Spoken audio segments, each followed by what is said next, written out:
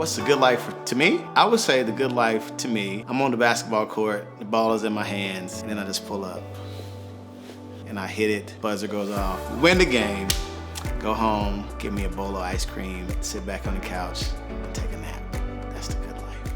What's up, everybody? I'm Terrence, and we're all trying to live our best lives, right? We all want to be happy, have fun, whether it's spending time at the mall, hanging out with your friends, or going over your friend's house during the summertime, swimming in the pool, just enjoying ourselves. And we want to enjoy every single day with the people that we care about. We all want the good life. So today we're going to talk about one of the things that can help us start living the good life right here, right now. Let's talk about it. What's something you're really looking forward to right now? Maybe it's a favorite class that you have every day. For me, it was team sports. It was a gym class where I honed my J. Sweet, baby.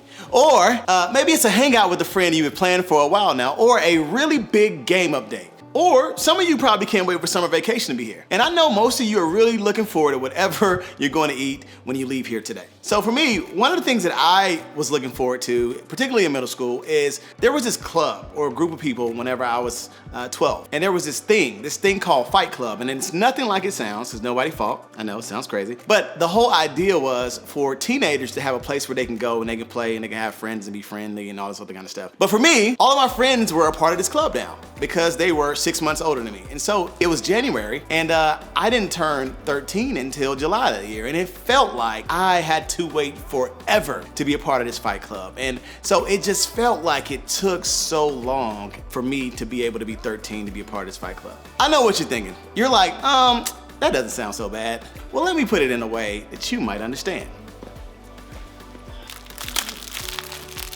You ever had popcorn?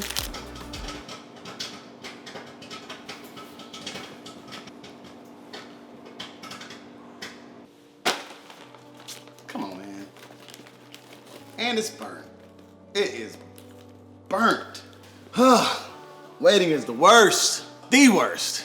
When we're looking forward to something, doesn't it feel like we have to wait forever for it to actually get here? Maybe like that movie we're dying to see seems like it's never going to come out. That concert we have tickets to feels years away. That date we're going on can't wait to get here fast enough. Waiting for what we're excited about can be awful.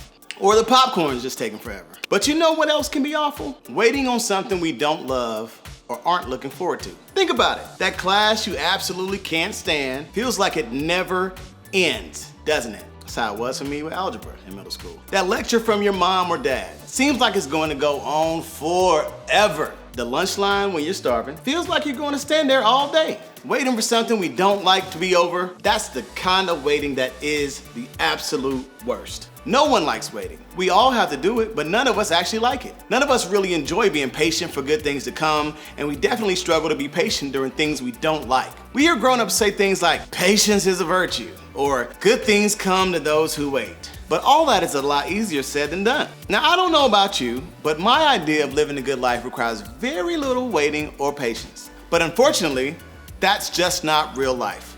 In real life, patience is part of the process. When your sibling keeps using the hot water, so you have to take a cold shower, patience required. When you told your parents that practice was going to end at 6:30, but it's almost 7 and you're waiting on the sidewalk wondering if they forgot about you, patience needed. When you send that text to your best friend, and this is the absolute worst, but all you see is that gray chat bubble with no response, patience please. Some of you are struggling to be patient with your friends and your classmates. They might be acting differently, and you're wondering what's made them change. You might be wondering how long it will be until the relationship feels normal again. And having to be patient in the process isn't easy at all. Some of you are struggling to be patient with your parents. You wish they'd try to see things from your perspective. You want to be understood by them, but they can't seem to do it. And instead of patience while they figure it out, you just feel frustration. There might even be some of you in here who are struggling to have patience with yourself. You wish you were a better student, or a better athlete, or a better friend, and instead of being patient with yourself as you go, you find yourself being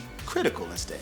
We all struggle with patience. And when we do, what happens? Well, if you're like me, you complain. You get annoyed, you get frustrated, you might even give up. But while that may be a natural response, what I've learned, and you've probably realized, is that it definitely doesn't make the situation any better. In fact, it can actually make the wait, the situation, or the relationship that requires patience a lot worse. And none of us wants that, do we? Now here's the reality. If we really want to live the good life, then patience is a part of the process. So if we know we need to be more patient, is there a way to figure out how to actually be more patient?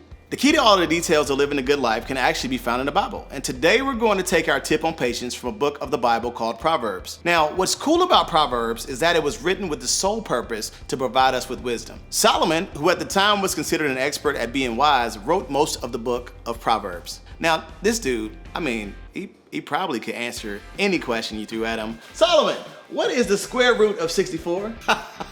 What is the ideal time for popping popcorn? You know when people talk about someone who is really good at something? Like Mateo's really great at Fortnite. He basically wrote the book on it. Well, that's what Solomon did for wisdom. So today we're going to look at one thing Solomon said about patience. Here's what he wrote. A person's wisdom yields patience. It is to one's glory to overlook an offense. Okay, so if we break this down, what do we get? Well, for starters, Solomon said that patience comes as a direct result of one thing, wisdom. You see, if we want to be patient, we need God's wisdom to help us get there. The more wisdom we have, the more patient we'll become, and the less wisdom we have, the less patient we'll be able to be. What is wisdom exactly? Wisdom is the ability to see and know what's best. It's something that we get more and more of over time as we grow as people and in our faith. And the Bible even tells us that if we want wisdom, all we have to do is ask God to give it to us. That sounds like a pretty good place to start if you ask me. So what do we do from there? Once God gives us more wisdom and helps us grow in patience, what does that actually look like in our lives? Well, according to Solomon, it's choosing to look past an offense. Now, to be clear, I'm not talking about someone hurting you physically or emotionally. I'm not talking about the offenses that happen repeatedly and oftentimes secretly. Those things need to be dealt with. And one of the ways you can do that is by talking to an adult like your small group leader for help. The offenses or wrongdoings or frustrations that I'm talking about are the things that test your patience. When someone bothers you, annoys you, or hurts your feelings, you have the chance to practice patience. And when you do, Solomon said, that's actually to your glory. It's the coolest, greatest, most amazing thing you can do. It's a big deal. So when Solomon said it's for your glory, he might as well have said it's for your benefit, though glory sounds much cooler. So if you want the good life, pursue patience. If you want the glory, practice patience in situations where it's hard to do. Choose to be kind instead of yelling at your younger sibling. I know how hard that can be. Choose not to roll your eyes at your parents and actually listen to what they're saying. Choose to show your friend grace when they're late over and over and over again. Choose to be patient with the people in your life and the situations that are frustrating. Let patience be your glory, a part of your good life. Remember, if you want a good life, pursue patience. Of course, this isn't always going to be easy. So to help you get started, try doing one of these things this week. First, seek to understand. Now, when we're frustrated, we're not usually thinking about the other person's point of view. I get it. Trust me, I get it. We're not trying to understand their story. When impatience is tempting us to be unkind to someone, patience allows us to learn more about them. Trying to understand someone will help you be more patient. And even if you can't learn about them, you can try to assume the best about why they're doing or saying the thing that's testing your patience. Next, think one step ahead. Now in the moment, things tend to seem way bigger than they actually are. So breathe and take a step back. Now when you do that, ask yourself these questions. Will this matter to me by the end of the day, end of the week, end of the year, 5 years from now, 5 minutes from now? Questions like these will help us see situations more clearly and give us time to practice patience. Patience is powerful. It has the ability to do a lot of good for you and the other people around you. And that's part of the good life. So if you want the good life, pursue patience. So today, think about this question. What's one thing that causes me to have a hard time being patient? I can answer that question. It's probably when I burn the popcorn. Let's try this again.